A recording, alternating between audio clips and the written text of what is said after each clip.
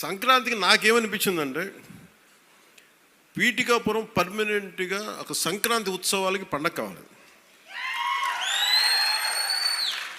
అంటే ఇది సంక్రాంతి ఓణం ఎట్లా ఉంటుందంటే, మాది కూడా మన హార్వెస్ట్ ఫెస్టివల్ మన కేరళలో. అది భూమిని నమ్మే ప్రతి ఒక్కరి పండగ అది. మరియు కేరళ చాలా ఒక అనూహ్యంగా ఏంటంటే అన్ని మతాలు జరుపుకుంటారు. సో నా మనసులో కూడా మన సంక్రాంతి అన్ని మతాలు జరుపుకోవాలి. అది ప్రకృతి ఆరాధన నుంచి పుట్టిన మన సంస్కృతి ఇచ్చిన వారసత్వం ఇది.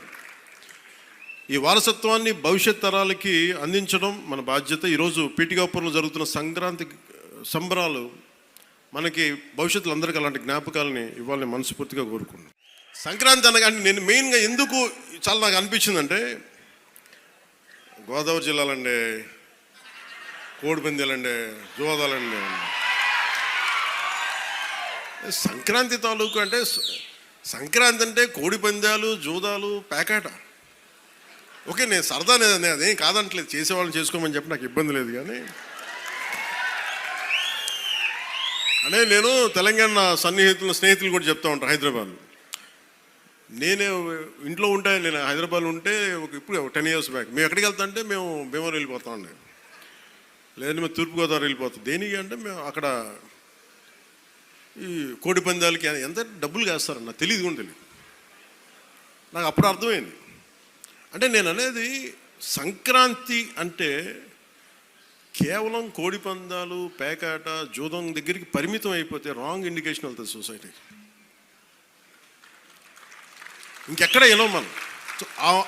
అది మార్పు రావాలి అంటే, ఎందుకంటే మన సంస్కృతిని మనల్ని దేనికైతే అసలు మూలం ఎట్లా ప్రారంభం అది మర్చిపోయాం అనుకోండి, మర్చిపోతే అది దారి తప్పేస్తాం. అప్పుడు మీకు మెకాలే చెప్పినట్టుగా ఒకరిని దెబ్బ కొట్టాలి, ఒకరిని సంస్కృతిని, దేశాన్ని వైపౌట్ చేయాలంటే ముందు వాళ్ళ సంస్కృతిని చంపేయడం. సో ఇది సంస్కృతి మూలాల్ని పరిరక్షించడానికి, మర్చిపోకూడదని చెప్పడానికే ఈ వేడుక ఈ రోజున పీఠిక. ఇది మొత్తం రాష్ట్రంలో ప్రతి నియోజకవర్గంలో ఇది అవ్వాలి. ఇది మనకి గోదావరి జిల్లాలో సంక్రాంతిని కోడిపందాలు ₹1,00,00,000 చేతులు మారుతాయి అనే మాట పోవాలి. సంక్రాంతి నుంచి భోగి మంటల్లో కలిపేయాలి. సరదాగా చేసుకుంటారో ఏం చేసుకుంటారో అది వేరే, కానీ అది మట్టుకు ప్రత్యేకంగా కనిపించకూడదు. ఇది ఆప్యాయతానురాగాల గురించి, పంచే మనస్తత్వం గురించి చెప్పుకోవాలి. ఇందాక మనం చూసిన హరిదాసు కీర్తనల గురించి చెప్పుకోవాలి. గరగ నృత్యాలు, గంగిరెద్దులాటలు, కోలాటలు, భజనల గురించి చెప్పుకోవాలి. అలాగే నవతరానికి మన సాంప్రదాయాల విలువల గురించి, కళారూపాలు, సృజనాత్మక ప్రక్రియల గురించి తెలియాలి.